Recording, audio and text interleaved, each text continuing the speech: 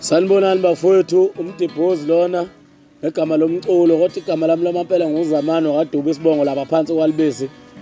Ngibo umpukane Zimzwane lo wayeshaya umgqumeni ubhasketa umfowethu impela ke loyo bafowethu.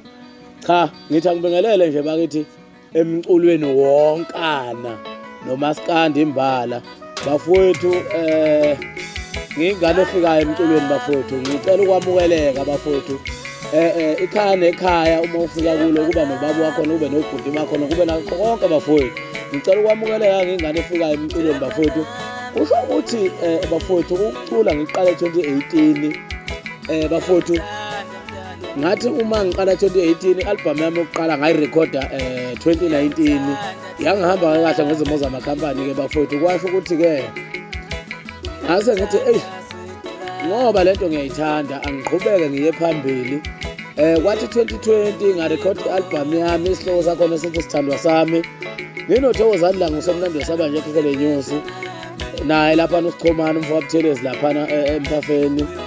Bafowethu angisupporta abantu ngashaya uvalo ukuthi hawu kanti abantu bayidinga lento. Ngase ngithi ke bafowethu ngoba abantu bayidinga lento bamdinga ukuthi uMdibhozi bembone ejabulisa abantu. Bafowethu ngase ngithi ke ake ngikhiphe nansi i-album esibhizi ngayo isihloko sakhona esithi Icala Leqhude. Lapha engigijima khona noGatsheni boya benyathi lo uGatsheni othi umfazi oshaya umthetho ngegane. Bese kuba laphana nomfana lapha pin code kamaskandi umfoka Nyambose. Ngingamshiki iTorres lasophongolo ugovozile umzilikazi kaMashobane naye lapha noSichuma umshana. Ngase ngithi ake ngicela abafowethu sithi ukuhlangana ngimkhiphele nalo ubisi olumhlophe qwa oluyi-album isihloko sakhona sithi Icala Leqhude bafowethu. Engithemba ukuthi nizoenjoya bafowethu, nimthande uMdibhozi, nimsupporte bafowethu ngakho konke bafowethu engisupporta ngakho. Nimthengele kuma-CD, nimthengele ey'nkundleni zokuxhumana ko-YouTube kobani bafowethu. Kusho ukuthi ke bafowethu i-album izophuma ngeyi-20 August 2022 i-album kaMdibhozi isihloko sakhona sithi Icala Leqhude. Ngicela bafowethu ey'nkundleni zokuxhumana ngixhumeka kanjena ke bafowethu. KuFacebook ngusipha Mdibhozi, ephejini lami nguMdibhozi Dube kwi-page lami. Ningangena bafowethu ningi-check-e khona ngizoni-accepta nikhona ukubona ama-event engihamba kuwo, nikhona ukubona konke bafowethu. Nempilo kaMdibhozi ukuthi uMdibhozi uphila impilo enjani bafowethu. Sibambisaneni nje bafowethu sibe munye. Okunye ke bafowethu uma ningifuna ku-WhatsApp ningangithola ku-072 9241 349. Ngiyaphinda bafowethu 072 9241 349. uMdibhozi loyo bafowethu.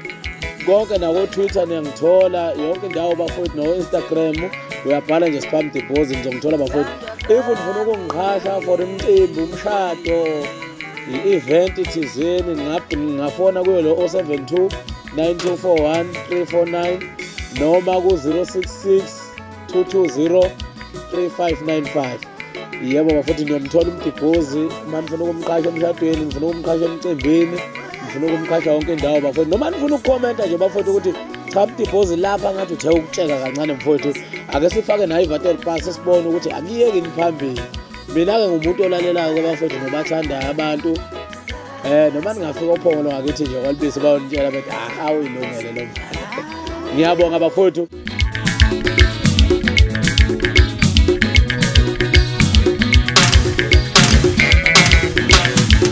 Amaphutha sithanda sangwe yengxenye yothando ngiyavuma ngonene ngicela ungolele. Amaphutha sithanda sithandwa sami, yingxenye yothando.